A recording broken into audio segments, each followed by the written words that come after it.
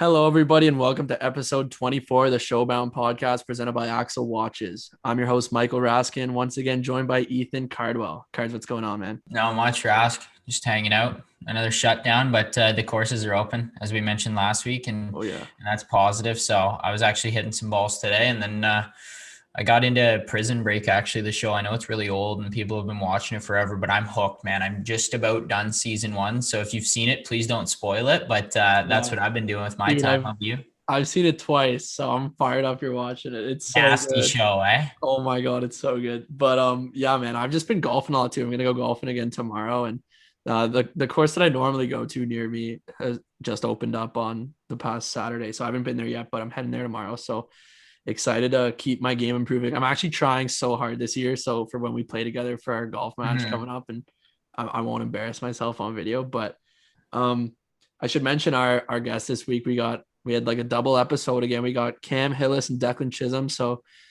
Hilly is a Montreal Canadiens pick. Chisholm is a prospect of the Winnipeg Jets. Both of them playing in the AHL right now for their first year, and they're best friends from when they were kids. So it was a funny interview. They were great to have on. So that's an exciting one to look forward to. But before we get there, a bit of hockey news, a bit of OHL news actually. So it was announced today, it's Tuesday right now, that the Memorial Cup for this year has been canceled as well. And obviously, I mean, it's no announcement coming from the OHL yet about if a season's going to happen, but I think this basically solidifies there's not going to be an OHL season. Do you agree with that? Yeah, I know. We've been talking about it for a while, and been I know, like, the reality is it doesn't look like we can. And with there being no Memorial Cup and kind of a timeline to get things done so next year can go smoothly, it doesn't look great. Everyone knows that, it's no secret, and I feel like that announcement definitely hinders the OHL a little bit more, and just kind of takes the pressure off a little bit less to even have a season if they don't have to send anybody to have represent at the Memorial Cup. But it's definitely unfortunate. No winner for the last 2 years now, and I mean, we still have the reigning OHL champion on the podcast if this year doesn't happen, as Hilly won it in the last year that we were playing hockey. So Yep. but yeah, no, like, I don't know, man. Yeah, it doesn't look good, but you never know. We'll keep our fingers crossed and throw up a prayer. Yeah. Well, we got some more hockey news too.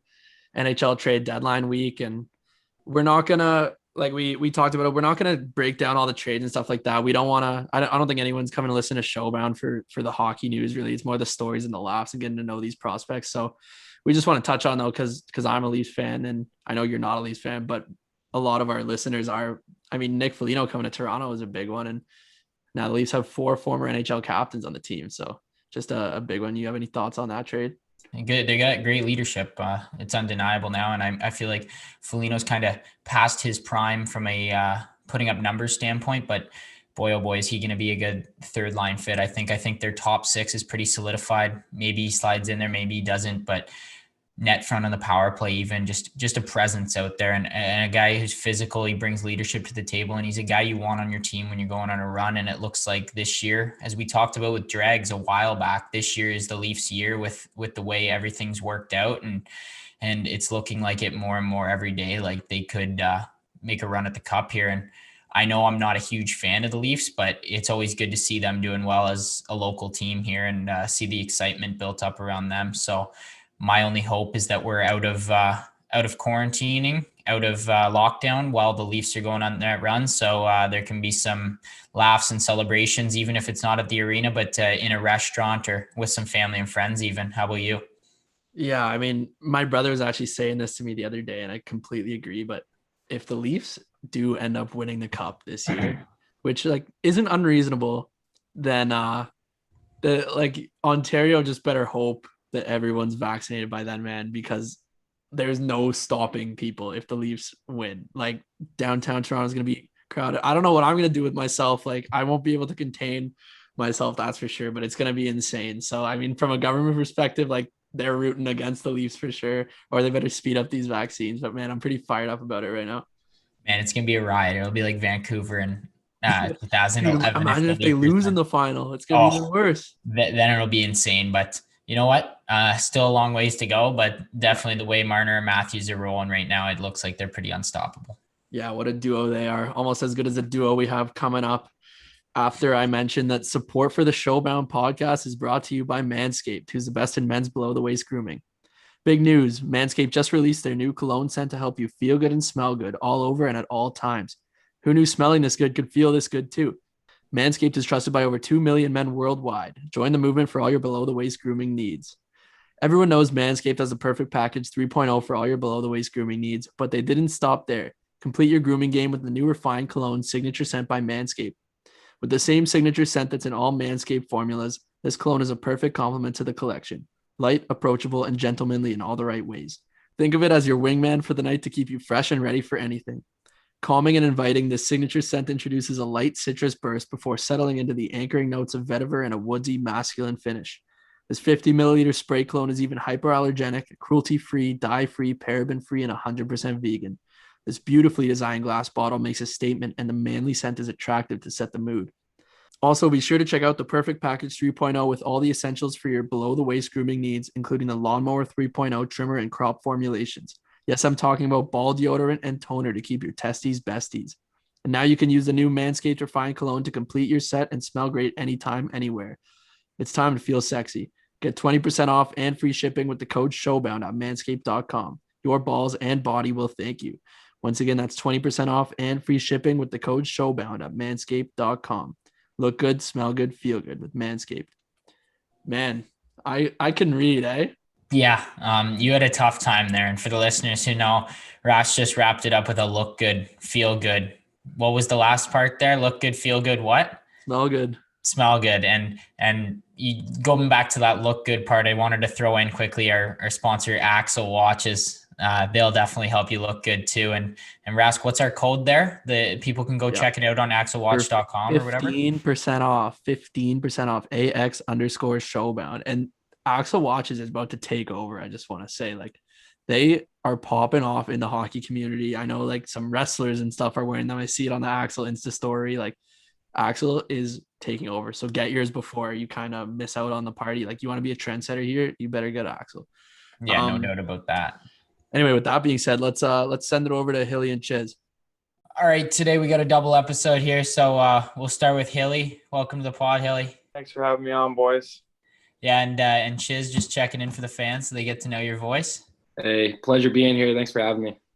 Awesome. So, I mean, that kind of just kicks us off. So, I mean, we'll kind of reference who's talking just to kind of give the listeners on our audio version kind of an idea of who's telling what stories and stuff. But I guess we'll just go with Hilly Chiz order for right now or something like that. So, Hilly, just how's the start of the season going? Or I guess like you're on the back half now in the AHL with Laval there. Yeah, it's been good. I mean, it's kind of a lot to expect your first year going into pro, and you're just not really sure how it's going to go. And for me, it's been a different year with a lot of bodies here, but it's been a good year. I think I've learned a lot so far here, and it's been fun. I've met a lot of great guys here, and it's been a good start so far. You guys just added, you guys have a nasty team. And then I know you and I were talking about it earlier on the phone too. And probably a lot of fans kind of just want to hear, what is it like having like Caulfield there now, and what kind of guys he like? Yeah, he's a great kid. I mean, he had a pretty good start to his season, 2 goals, a couple points his first couple games. So, I mean, he's his shot. He's lethal in that category, and he's going to have a long career ahead of him. Yeah, definitely. And you're a playmaker, so maybe see you guys and the Canadians in a few years, just feeding him all day wouldn't be too bad. I guess we'll move it over to Chiz here now. And Chiz is with Manitoba, producing really well as a rookie D in the A. I think we got 11 points in 24 games. That sound right, Chiz? I actually don't know. I haven't checked, but I think something That's like that. lie. But yeah, how's it going? No, it's been great. I've been having a blast. I was fortunate to come into Manitoba. A lot of young D here. The coaches really liked me. They're kind of giving the Jets prospects more ice time over the guys just on AHL deals right now. So I was just getting a lot of opportunities. I was given power, like I'm given first power play minutes right now. I'm penalty killing, like I'm in every situation. So It's really fortunate for me. Having a blast. A lot of the guys here are really good guys, so it's been a good year so far. Yeah, and you've been busy like at home too. I know you're a new father. But for the listeners, he doesn't have a real kid. He bought a dog. So how's that going? Questionable. We went in there kind of just Kate told me we were going to the Humane Society to see a dog, and the lady was like, "Okay, so are you ready to sign the papers?" And I was like, "What? We're doing this?" And we ended up just walking out there with Biggie now. So we got Biggie. He's about 6 months, and it's been a wild ride. I mean, he's been like chewing everything in the house, ripping apart toilet paper, but we trained him pretty good so far, but he's got a long way to come. This has been in the works for a while, though, I think. I remember you telling me, like, I've always year, wanted a you dog. guys were thinking about getting a dog, and then you FaceTime. Yeah. I could not believe it. I did not think it was going to be this soon, though. Like, we got here and we just got him. So Kind of, yeah, you just snap your fingers, then all of a sudden you got a dog ruining the house. But yeah. no, you're learning, that's part of pro too. You're just learning how to be a father young. Oh, yeah. Starting the family young. Yeah, boy. So, but before we kind of bring it back and go through your careers, while we're on the topic, for both of you guys, it's kind of your first taste living on your own and dealing with like kind of being a grown up, I think. So I guess, Hilly, can you just tell us like what was it like, learning to cook, like doing stuff like that? Are you managing it okay? Yeah, geez, I haven't cooked much at all. I'll be honest. Like, I've been Uber Eats in most nights here. Like, I rely pretty heavily on my mom cooking for me at home. So she sent me a bunch of meals over here, and I've just been kind of defrosting those and eating those. We're just eating out right now. One time, me and my roommate, we made pasta and like garlic bread, and the fire alarm went off. So we've had a tough start with that so far. Oh man, what about and Chiz with you? Like, I mean, I think your girlfriend's there. Is that what you mentioned? Yeah, my girlfriend's been here now. So she like teaching you how to be mature. Yeah, I mean, she's always been trying to teach me that, but it's a work in progress. Yeah, I did also rely on my parents a lot for cooking, but it's now full adult mode. There's never any time in the day where I'm just kind of just chilling, doing nothing. It's either taking the dog out, cooking meals, going grocery shopping, practicing. I mean, it doesn't stop now. I really miss it. All right. Well, yeah. Let's take it back, and I want to. Wait, Rask, before you get into it, I mean, and Chiz is trying to find some time to do the worm in front of his teammates. Me and Hilly were talking about that. What's this? Chiz was just going wild the other night, just ripping the worm for. Well, you got to break out the dance moves every once in a while. Show them what you got. Send a message to your new squad. Let them know. It's a good party trick. Yeah, there you go. But Rask, I'll let you take it over again. Yeah. Well, no, I wanted to take it into a little before we even get to the OHL. I know both of you guys had some big minor midget seasons, and I guess we'll start with Hilly again, keep it in that order. But you were an OHL Cup champ with the York Simcoe Express. What was that tournament like, and kind of getting on a big stage? Like, how did that feel for you, and kind of wrap up the season? How'd it go? Yeah, we had a pretty good team that year. Like, I think at the start of the year, like, we picked up a few guys in the off season, and we were kind of, I'd say, ready to have a big year and maybe win a few tournaments. And we did that. We won the Silver Stick, the OMHAs, and then the OHL Cup to finish off, which was pretty special. I mean, just playing that last game on Sportsnet, like, I think that was probably our worst game of the year too. I'm not sure if you remember how it ended, but I was at the game actually. Oh yeah, we won in double overtime, and like, they'd blown the whistle and the puck was like under his pad, like in the net. And it was just such a weird way to win, such a delayed reaction. But I don't know. We had a lot of good players in that team. I think we had like 13 or 14 draft picks to the OHL, and it was one of the most out of any minor hockey team there. And yeah, a lot of those guys I still talk to, and have been good friends with me over the years. So yeah, nothing but good things about that year. Yeah, it's unreal. And Chiz, you had a teammate of mine on that team, or a teammate of yours who was he was like my son, kind of. I don't know how to explain it. Tyler Weiss, though. He was like, okay. Yeah. I was like his dad when he was in that season. He was living with one of my teammates. Who did you know he was living with there? He was living with Heisler. Oh, okay. Yeah.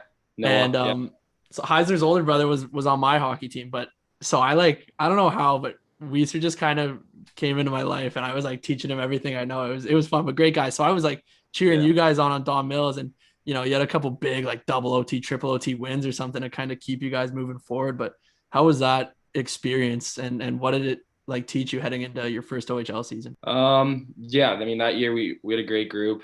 I think I still talk to a lot of the guys from that team. We got group chats that still go. Um, there's a lot of guys who kind of moved on. I think we also had like 13 guys drafted, so not a big deal, Hilly. But, Good semifinal. but no, and then we had a good coach too. Daniel Blockner was our coach, who's kind of a skills guy. Really upped you for like the next level, playing quick, and it just worked out well. And I had a blast in G.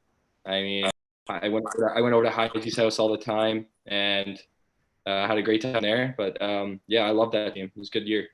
Yeah, and I might add, Rask, both these guys, so like they're both from my hometown. Like we all live probably within 10, 15 minutes of each other, and they both scummed the Clarington organization when they were young.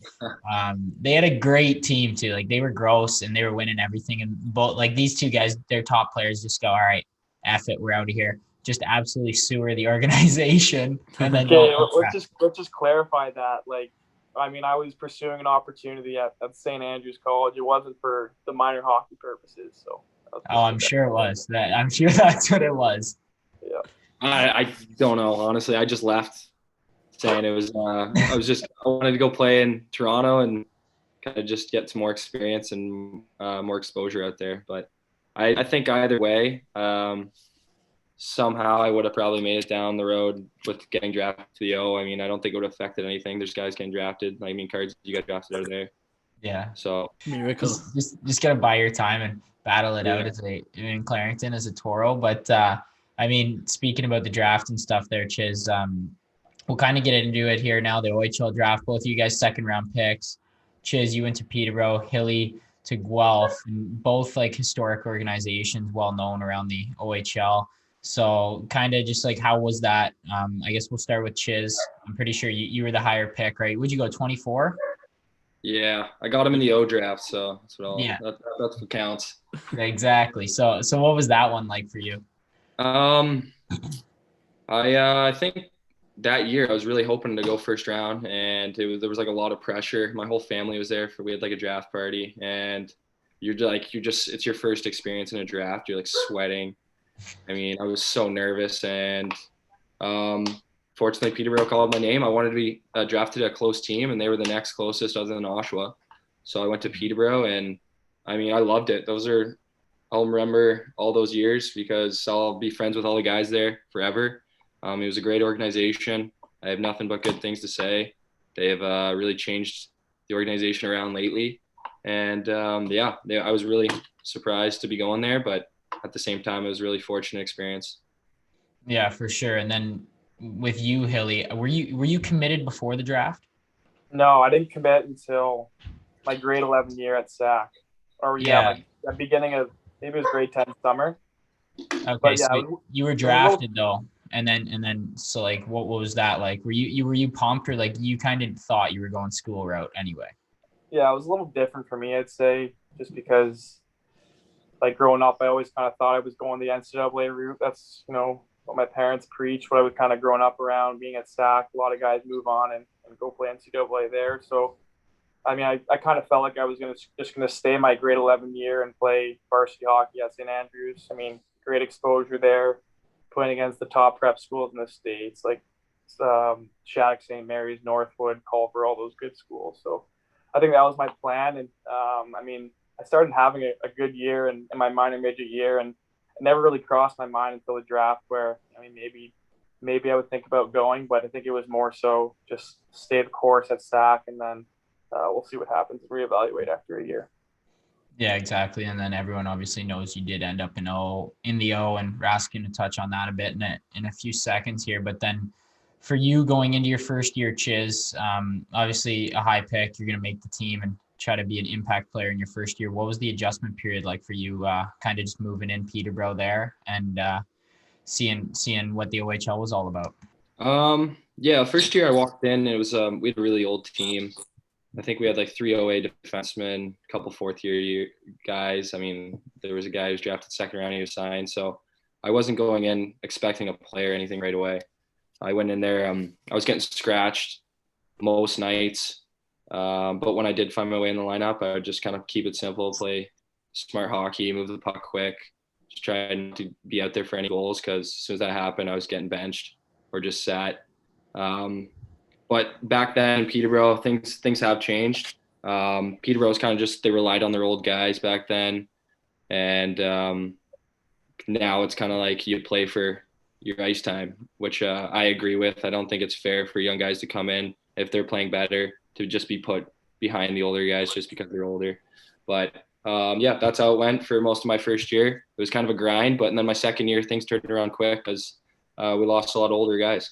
Yeah, well, that's just interesting though, Chiz, that you just mentioned it. I mean, I think every junior player kind of goes through it, no matter what team or level you pay your dues, kind of even at pro. I mean, obviously, you guys are first year pro and seem to be fitting in, but it's just one of those hockey things, and maybe it's starting to trend away where it's like if you're better, it doesn't matter your age, you'll play. But it's just an interesting thing that kind of a lot of people have to go through. But And one thing that kind of ties into that with Rask is like it's kind of the way the game's going. Like back then, like even when these guys came into the league, it was a tougher league. The OHL is a tougher league than it is now. Like it's pretty soft, to be honest, and like nobody's throwing hits and stuff. So it back then, like even you go back a ton of years, and it's always going to be the older guys playing because they're tougher and they know how to play. But yeah, things are changing, high skill game, and that's kind of what like Chiz would fit into. Like he's got the back tuck going out there, so it just looks like a little Euro defenseman buzzing around, high skill guy. Oh yeah, love the back tuck. well, so Hilly, yeah, Cardsy mentioned you were committed. It was Providence College, right?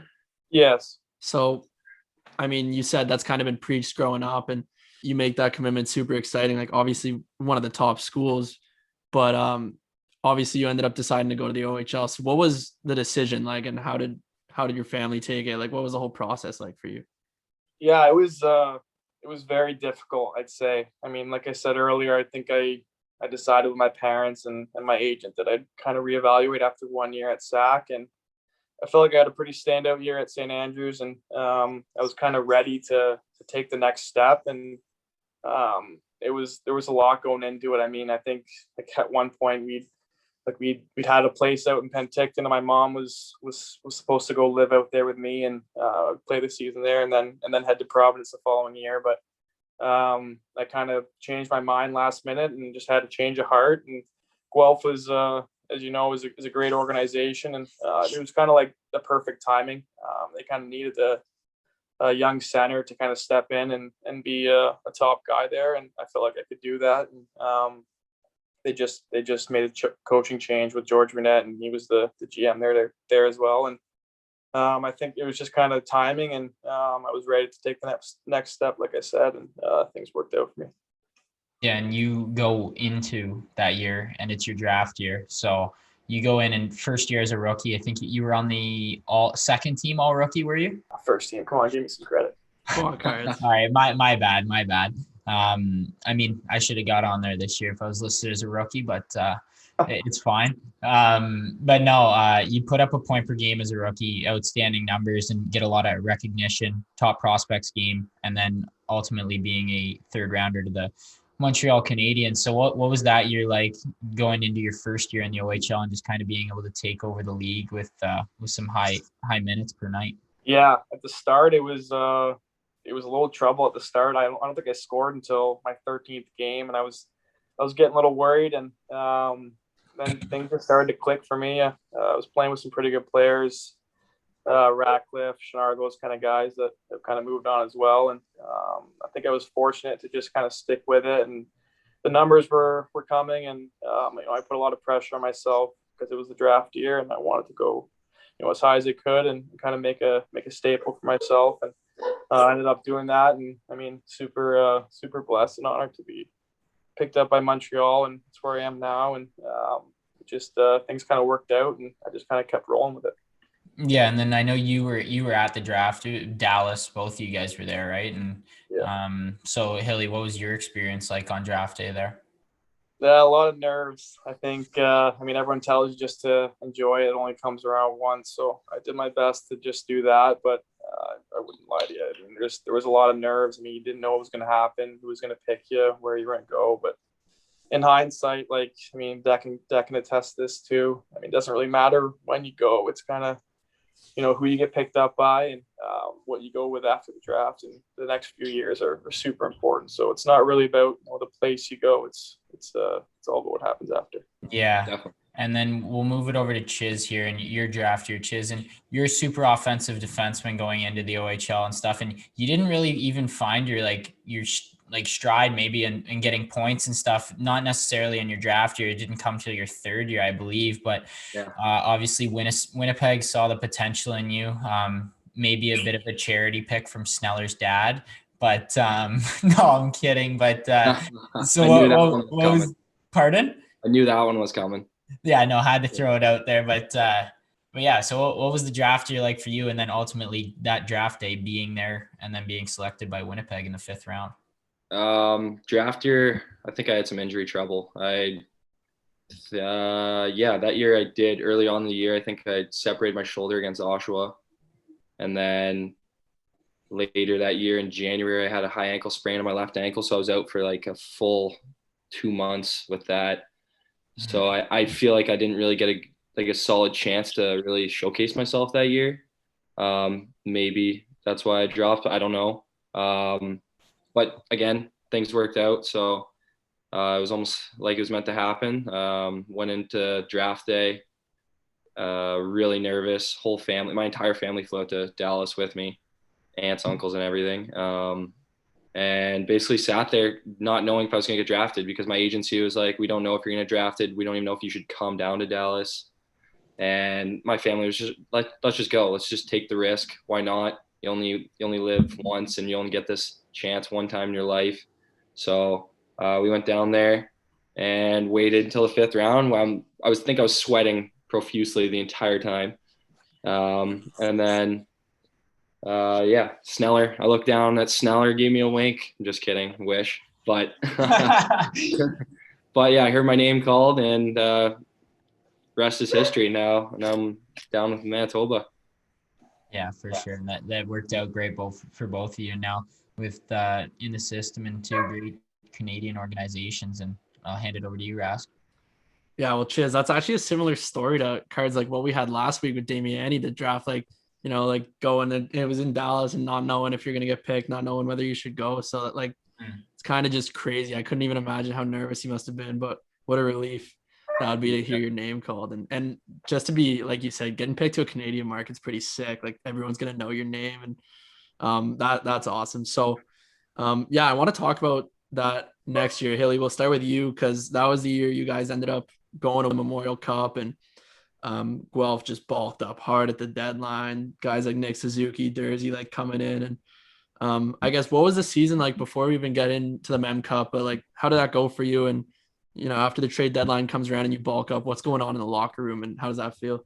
Yeah, I mean, it was kind of an up and down year for me. I mean, I didn't have the season I really wanted. I mean, I had 3 major injuries, tore my MCL, broke my collarbone twice. And then, I mean, I don't know if you know this, but I didn't actually play in the long run. And that was tough. But I mean, we had an incredible team. We really did pick up some huge pieces. And I mean, I've never seen an atmosphere like that in Guelph where the fans were just insane. And they were a big part in why we had so much success as well. But just the pieces we picked up and the chemistry we had in that locker room. I mean, it was something you don't really see too often. So it was a special group for sure. Yeah, and then Hilly actually got lucky though because he was out, so he got to spend a lot of time with me in the crowd. Because in the Western Conference Final, we just sit there, have some popcorn, and just watch the games together and shoot the shit a bit. Yeah, a couple crazy Saginaw fans watching Ivan flip pucks at people. Yeah, crazy. So what was that like mentally for you, kind of coming off your draft year and you're not playing, that hard injuries and missing out on a historic run, probably hanging out at Trappers a lot too. But how was that mentally? How'd you handle it? Honestly, I learned a lot about myself. I think it was almost like a blessing in disguise. I'd never really gone through that kind of adversity before. And I mean, everyone goes through their fair share of adversity and that was mine that year for sure. But I don't know, I really picked up on mental training and reading and just kind of, learning to enhance my game that way. And I think a lot of people don't do that, and it's just so important for your game. But I think that was a blessing. I mean, you obviously want to be on the ice and contributing and helping the team, but I tried to be there for the guys as much as I could, just kind of being a voice for them. But yeah, like I said, special group and tough year for me, but I think I learned a lot about myself in the long run. And I just got kind of one more just with the Mem Cup. I know you didn't play, but going to Halifax, like being on such a big stage, can you just talk about what that felt like, the media attention, kind of just like a massive deal? How was that for you? Yeah, it was cool. Not sure why, but I got a few interviews there too. And but the media was crazy, like you said. Guys are getting interviewed left, right, and center, and it's a historic event, right? Like with the Memorial Cup, it's pretty cool to be at and experience it. Unfortunately, we didn't get to take home the big prize, but the OHL championship was pretty good that year, and guys gained a lot of valuable experience from that run. Yeah, and we'll send it over to Chiz. Like Cards kind of talked about it. You found your offense this year heading into your third year after the draft. Like, what was different about that? Was it just maybe the confidence after being drafted, or did you do anything different that offseason? Like, what changed for you? Was that our first year at Gary's, Cam? No, the year No? before. Oh yeah, okay. We started the year before, Sorry. but I think the draft definitely did help a crazy amount. I mean, you got all that pressure just taken off your shoulders, and then you got the next 2 years kind of to worry about.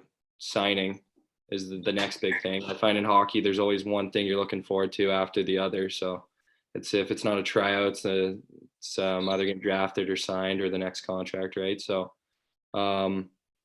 that the pressure was gone there, and then went into that season full of confidence. I think I was coming back as one of the older defensemen on the team, so I was going to be relied on first power play, everything. So but then we ended up drafting, I think we ended up picking up Merkley. So he came and things kind of changed a bit, and I think my point production kind of went down a bit when he was there, but it wasn't anything like crazy. But it was just an up and down season that year. I don't even think we made it out of the first round that year. That's the year we lost to Oshawa, and it was just kind of a dramatic year in total for the Petes.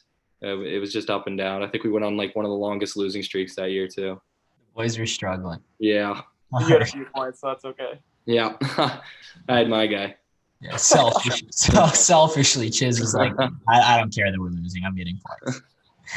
I guess that kind of wraps up the third year there, and then both of you guys huge years here in like the year before last. Your last years in the OHL for both of you. Hilly, you were named captain of Guelph, so kind of an honor there, and then to be able to go on and put up 83 points. Just talk about that year just quickly. I know we've been talking about a bunch of them, but yeah, just to touch on that, being the captain and just producing like that. Yeah, I know I needed to have a big bounce back year from the previous year, so that was on my sights from the second of the summer started and training and everything. But I came back, and I know we had a young team, and I really wanted to lead a young group, and we had a great year. I mean, unexpected, because coming off a big championship win, you're kind of expected to be in a rebuild mode, but we had a lot of young guys, but a good core group with Gogs and Gordy and Dawsey, and we surprised a lot of teams. I think we were first in the West, like just before trade deadline, and a lot of guys were clicking, getting points and having success. So it was a fun year, and unfortunately it came to an end because we did some damage in the playoffs. Yeah, everyone's situation. I mean, you guys, young team, who knows, you could have done some damage in the playoffs. I know there was talks about you getting traded and whatnot, but nothing kind of came through with that. But so good year overall there, and then obviously leading you into the AHL. But then for you, Chiz, this is kind of like a huge year for you. A lot of greasy secondaries to lead up to 69 and 59. Just a lot of points and a lot of apples. And I mean, you guys had such a great power play, and you were a big part of that running it. So just like Peterborough, you guys were a great team. And then what was that season like? I know you were just like on fire all year. So yeah, that was definitely my best junior year for sure. I mean, we waited 4 years to get that good. I don't think there was a team in the OHL that would have taken us in the playoffs. Really, we were built for the playoffs. Our team was the biggest team in the league. We were deep up front. We had good OAs on our D core. So I mean, we were literally built for the playoffs. Our goaltending was amazing. But yeah, that was definitely the most fun I've ever had in junior too. I mean, that group of guys was insane. We were so tight. We'd just go to the rink every day. It was just all laughs, and even the coaching staff was like that too. And Rob Wilson kind of just took over in Peterborough there, and he changed everything around. He's probably the best coach I've ever had. And just the way he kind of turned that whole organization around in less than 2 years was insane. But yeah, we went in that, and on the power play, I was just dishing pucks to Robbie and Akil. We picked up Akil at the deadline, and we were so stacked. Our power play was like a dream power play. I could just give the puck to anyone and just pretty much cross my fingers for a point, and it'd go in. So I was fortunate that way. But it was a great year. It was a breakout year for me too. I kind of started dominating the OHL that year, and I think my name was kind of just being tossed around more after that year. But yeah, that's the year that kind of got me signed, just because it was a breakout year for me, and definitely building a lot of confidence just off that year. Yeah. Do you think you guys would have beaten Barry? No, yeah. no chance. Barry takes them in 4 if we play. Barry's not even in the playoffs. With big 11 up. Barry a sneaky 5 seed if we had to play playoffs that year. Yeah, Barry was a dark horse. Mm-hmm. Well, so I mean, Chiz, you kind of touched on it, but you earned that contract. Hilly got one too, and I want to ask. I mean, I guess Chiz, we'll start with you. Do you make any big purchases, reward yourself? Like, what you do with that contract money? Couple trackers. I think I went and bought clubs right away. I needed a nice new set of clubs, so I went and bought a full set of AP3s right away. And then, yeah, they helped.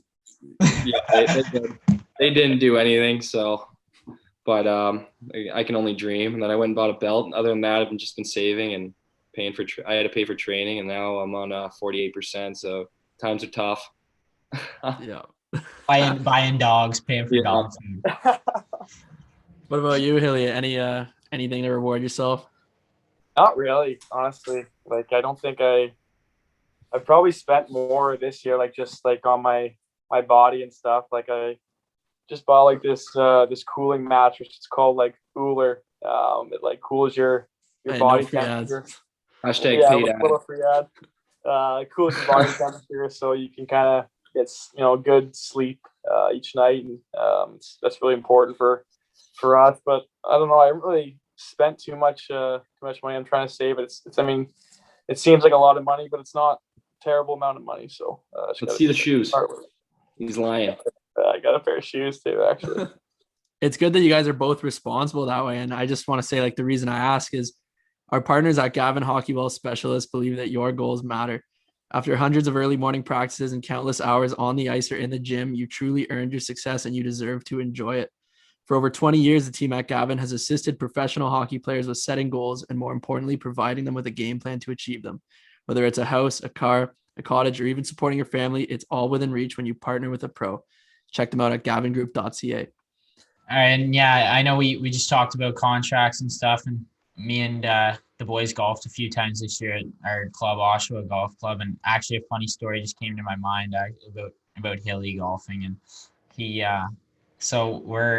underestimates like how far he can hit his club sometimes, and he hits the ball super high. So we're on the 18th hole at our course. It's a par 3, and it's only like 180 yards, and Hilly pulls hybrid, and like it's the start of the year. We're like, dude, like you don't need like hybrid, like you'd hit like a 6-iron here max, and he's like, no, I'm hitting hybrid. It's gonna be perfect.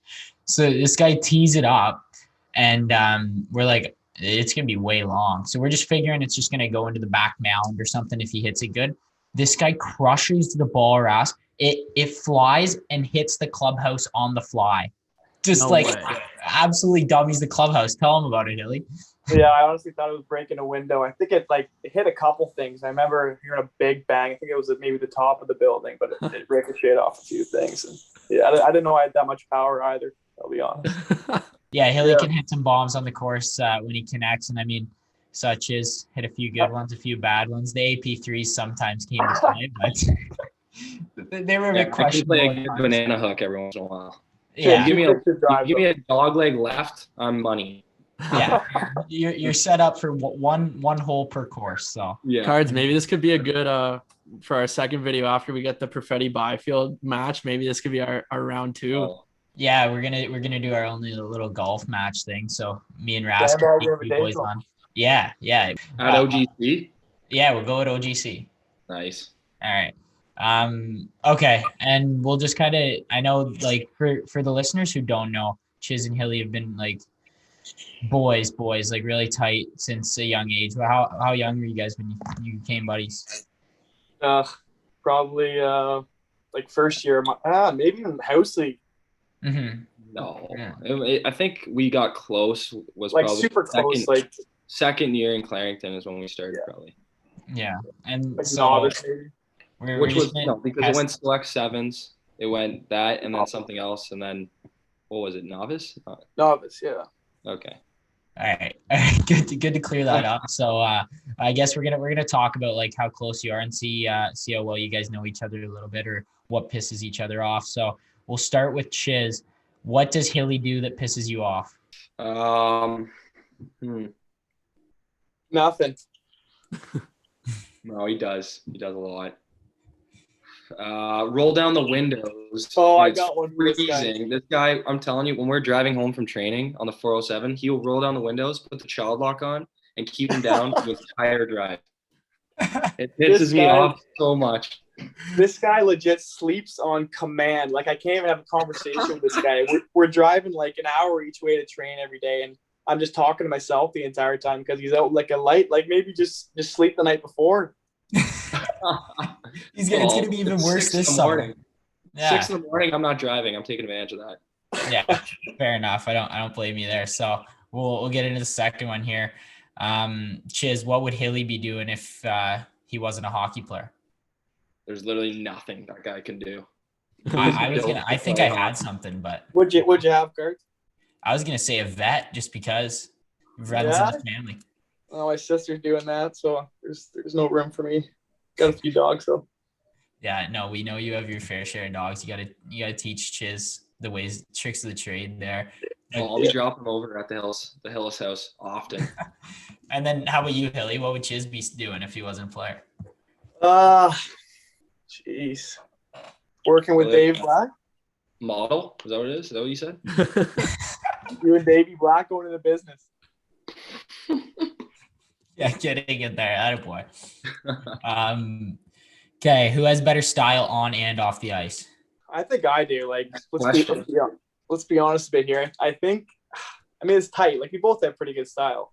Okay, so I think Hilly's got more prep style compared to me. And then you're more of a different style, like kind of a dad style. A dad style? No. That's funny, man. The flannel? Yeah, he likes the flannel. I do like to mix in a good flannel every once in a while. Especially if he's at Budweiser stage, he's getting a flannel going. I've seen Cards, a couple flannels there. Yeah, no, I'm not afraid to rock the flannel now and again. Jean shorts, Sperry's. I think I've seen him in that outfit a couple times. Yeah, with the mullet. Yeah. Pretty typical outfit. I mean, who hasn't worn it? Yeah. But okay, and then our last one here. Chiz, do you know Hilly's pregame meal and vice versa? I don't know if he still does this, but he would always order penne pasta with butter and chicken parm. Like you just get parm on it too. And it was the plainest thing ever. You'd only eat that. I don't know do you still eat that? No, I don't. But I did do that a lot. Like just butter, just drench it with butter, get a few pieces of chicken on there. But yeah. I don't know. How about Chiz, Hilly? What does he eat? Chiz is, I think Chiz, you're a chicken parm guy, no? Yeah, I'd be a chicken parm guy. That was a good guess. All right, good job, boys. Good job. Got you through the friend quiz there, a little friend quiz for the boys, and we got a surplus of fan questions here, and I mean, Kep's chiming in, so that's never a good sign. But I'll let Rask take that over. Yeah, we got a lot of fan questions this week, so I picked I think like 8 or 9, but yeah, we'll start with Ethan Kevin for the listeners. He asked a couple, both of them to Hilly actually. But first question, I don't even know if this is gonna be funny, but Who bailed on a skate and still paid for it? Well, he did actually. We yeah, he did bail on the skate. Oh no, he didn't. Our instructor did. Cap, man, if Cap's listening to this, he's got to dial in his questions a bit better here. Well, wait, I gotta give. He put hint. It was Johnny Simone. Does that help? Yeah, okay, that's what I thought he was getting at. Like we had a little issue and then it got resolved, but we ended up soaking the skate. I think it was in the car for that one. When you were on the phone with Chiz him. was in the car. Okay, I remember now. Chiz was supposed to come to the skate, but then he bailed last second because he was sick, I think. But I think you were okay, maybe. But we ended up having to soak the rest of that money. So that was it. Okay, and then one more from Kep. He says, "Who's the guy that's willing to sign his goalie out of school to skate with him?" That's me. We had this goalie. He was like, I think he might have been in 10th grade or something like that. But like I was really struggling for a goalie at the start of quarantine because you just want someone to shoot on. And I was really trying to get this kid out of school. Like I was willing to go pick him up and stuff. And it never happened. But I think the parents didn't let it happen. They thought it was a little creepy. But Hilly's calling and pretend to be the guy's dad. Like no, hey, yeah, I was messaging him on Instagram and everything like a couple times a day, and just it didn't work out. Oh man, that's funny. I didn't know that.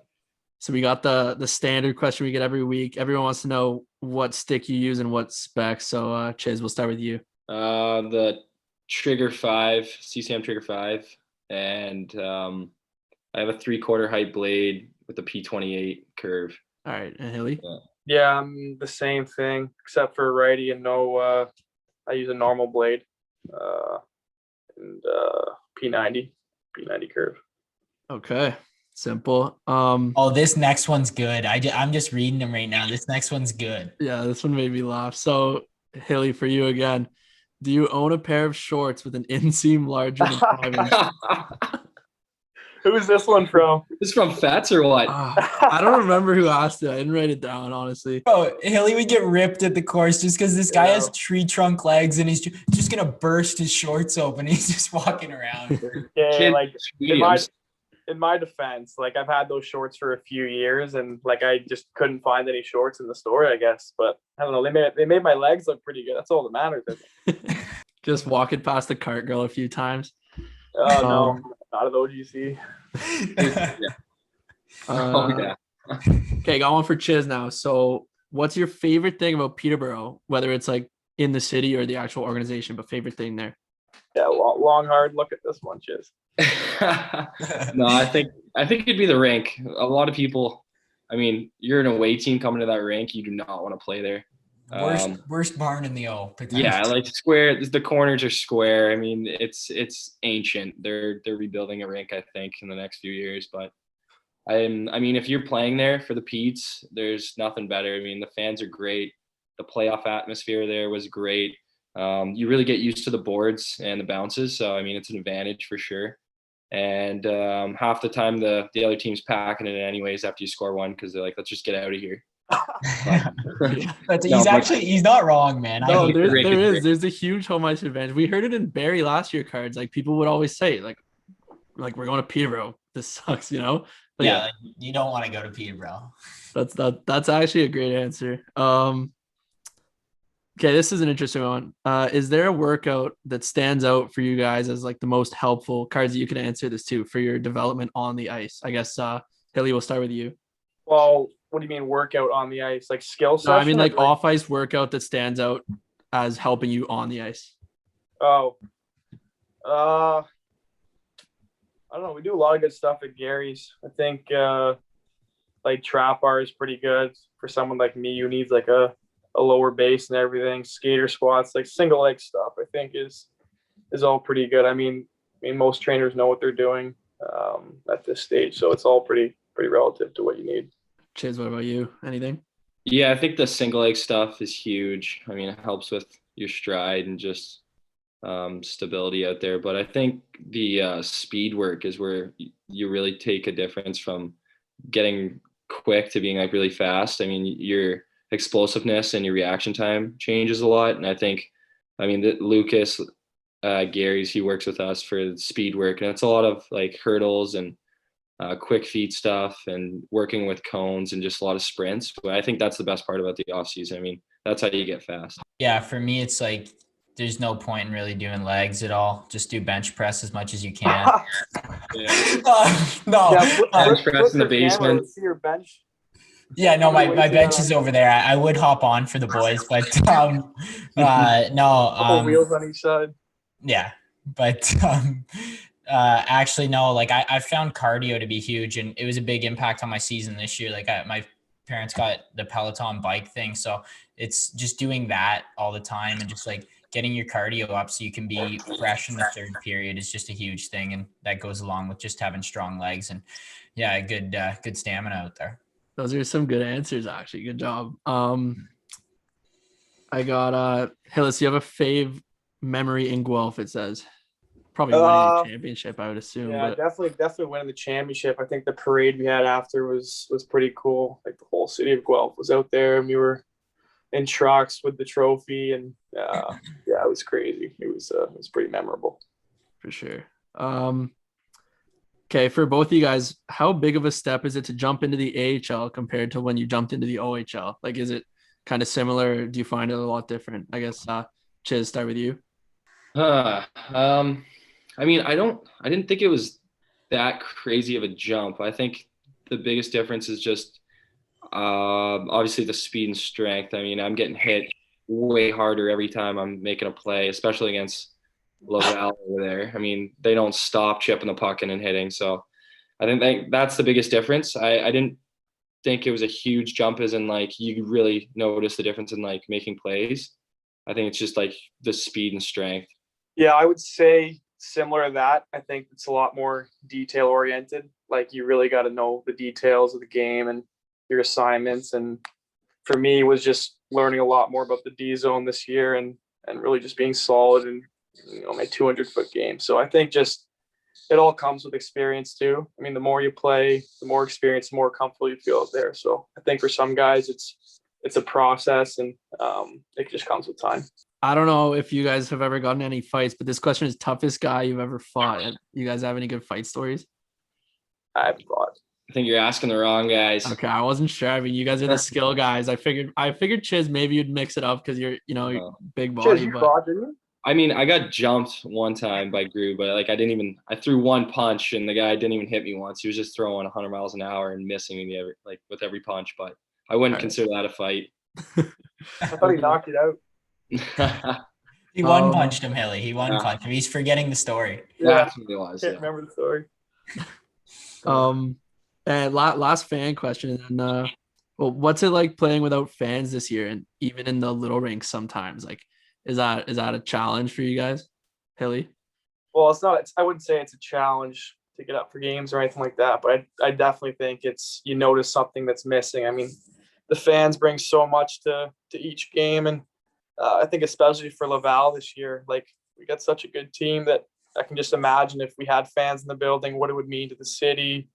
But I mean, I miss the fans a lot in the building, and hopefully, I mean, that'll come with time here in the next several months and year. But I definitely think it's a big game changer. Chiz, what about you? Yeah, I agree. I mean, just like Montreal and Winnipeg, hockey's the pride and joy here, and basically what everyone wants to be watching or doing. I really miss the fans. I think it's a crazy difference when the boys score a goal and you just hear a few woos and like a few but like you're not as excited, and the momentum doesn't change as much when there's no fans. And I think that's just the biggest difference without all the fans. And it just makes the night more exciting. I mean, you get more amped up, I think, just a little bit more every night when there's fans in the building. And especially if it was a normal year, I mean, we'd be playing in the Jets rink because they share the same facilities. So, I mean, that'd be pretty cool to be playing there every night with fans. Yeah. Definitely. And kind of before I wrap it up, that's it for the fan questions. But I know, Hilly, I don't know all the details of it, but I know you got your own like charitable foundation or something. Do you want to just touch on it and tell us what you're doing and where people can check it out? Yeah. So I kind of got the idea that year. I was injured a bunch and didn't play in the championship run. I think it just kind of made me appreciate the game that much more and want me to want to give back to as many kids as I can. So I've partnered with Jumpstart Canadian Tire, and our goal is to just get as many youth kids as we can into sports and give them an opportunity to play, because I mean, Chiz going to test this too, Cards. I mean, yourself, like sports means so much to us, and just any chance I can get to give back to them is what I'm hoping to do. So we have social media accounts. There's links in the bio to donate. Hopefully, with maybe COVID settling down a little bit, I can kind of get out and do a little more things that I'd like to do, because it's tough right now with everything going on to kind of be out there and do physical things with the kids. So that's something to come, and hopefully I can do that very soon. And we didn't tell you before, but that ad just costed you $100, so we'll be expecting that. No worries. But no, me and Rask will definitely put a tag. We'll tag Hilly's Foundation on the Instagram and Twitter. So everyone who's listening, just go check it out and definitely go support to a great cause. Actually, I just have a quick question, Cards, before we move on. But just how did partnering with Jumpstart, like how did that even start? Was it your plan to partner with someone, or did you want to start it on your own? Like how did that come about? I think I wanted to partner with someone reputable like that. I mean, they have a great track record. I know Taves does a lot of things with them, and they've just had a lot of success in the past. So at least to start out, I really wanted to partner with someone like them. And I work with Steph Karate. She was our media person in Guelph, and she's really kind of helped me spearhead this whole thing. So she does a lot behind the scenes to help everything out. Yeah, that's awesome. And I guess with that being said, that pretty much wraps it up for the interview portion. I just wanted to let you guys know that from our sponsors, our presenting sponsor, Axel Watches, they're Jason Guy. We'll be sending you guys 2 watches of your choice. So you guys will be looking good going into your games to add to your style. I know Chiz might have to shop for a dad watch, and you can go for a more stylish one. But no, those will be on the way soon. And we just wanted to say thanks a lot for coming on. It's great catching up with you boys. Thanks for having us on, boys. Really appreciate it. Thanks, boys. Appreciate it. Cheers. All right. And I want to thank Cam Hillis and Declan Chisholm for that. That was an awesome interview and fun to hear from those guys, and just 2 funny guys doing well in the AHL. So pretty cool one to have on. What do you think of that? Yeah, it's always good to talk to those guys. I mean, I spend a lot of time with them in the summer, and we're always shooting the shit and stuff. So looking forward to them being home probably in maybe just over a month when the AHL season's over. So going to be happy to have them in the stomping grounds here around Curtis, Bowmanville, Clarington area. But no, definitely good to catch up with them. And they're really well spoken for how much they're normally bickering at each other all the time in the summer. So they kept it together a little bit today, and definitely made for a good interview. And I was really pleased with that one. Yeah, that's funny. And yeah, when they're home, I mean, if we do get a golf match going with those guys, I think that'd be great content right there. So yeah, man. And speaking about golf, we had the Masters, and what a weekend it was, man. Oh my God. It was interesting, and Hideki made it a close one down the stretch. But I did want to add, I think I mentioned it last week. I was doing a golf pool, and it was just $20 buy-in, and I ended up winning. I saw that. And Rask was in the pool too, and I did okay. He fell to defeat of my golf knowledge over him there. But no, I'm super happy to take home the prize there. But one thing I wanted to touch on, we said you were going to learn 3 things. What did you pick up? What 3 things? Yeah, dude, I learned way more than 3 things, by the way. Give us your best 3. Okay, but first of all, I just want to say this is my first time actually watching golf, and for the Friday, Saturday, and Sunday, I watched the whole thing. Like I was glued to it, dude. It was insane. And people are sleeping on golf, man. Once you get into it, start to learn the players, learn the nuances of the game. Great sport to watch. It was so exciting, and actually, I'll say something too after I say these 3 things. But I mean, one of the big things I learned, I think, was just the short game and the different styles of chipping, which I didn't really learn. I mean, you hear the broadcasters kind of talk about it, whether they're gonna, they have the option to play, the high loft, or maybe they'll run it down low. And you see people chip off the front and back foot, so that's something you pick up. They mentioned, and like chipping for loft off the front and chipping for kind of keep it low off the back, stuff like that. And I noticed a lot of people. I don't know if you can help me answer this one, but every time they like pick their ball up before, like they put their ball marker down to pick up the ball, they're tapping in front of it with their putter. You notice that? Yeah. Like right in, what's that for? Spike marks on the green. So as everyone knows, you wear golf shoes on the course, and you were asking me the other day how important golf shoes are, and it gives you traction to swing clubs, but it also marks the green because there's spikes going into the green, and the green's such a flat manicured surface. So groups before are going to be walking on it, and if that happens to be in your line, you pat the spike marks down so it doesn't interfere with the roll of your ball on the way to the hole when you're putting. So there you go. Learned another. And then also another one with putting, actually, and this is a good tip for the listeners, because I mean, I don't know if everyone knew this, but I didn't know it.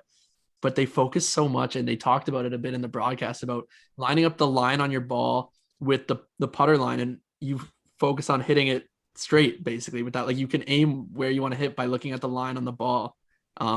Which I didn't. I just hit the ball. So that's something I'm going to try tomorrow when I'm out there golfing. Like, did everyone know that except me? Cards, you're laughing.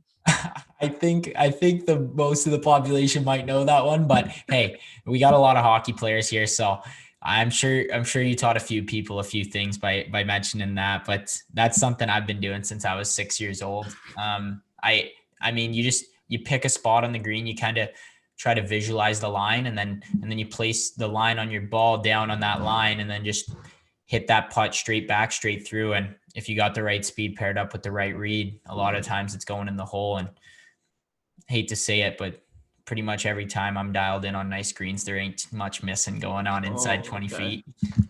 Yeah, dude, their putting is really impressive. And I want to say, before we kind of wrap it up, man, I have a favorite golfer now, and Will Zalatoris, dude. He is my favorite right off the bat. I love this guy. He was so good, man. Do you know anything about this guy leading into this? So what I do know is last year at this time, he was just on the web.com tour, or Corn Ferry Tour now it's called. And it's like the AHL of the PGA Tour, essentially, for the listeners who don't know. And this guy was a star in the making.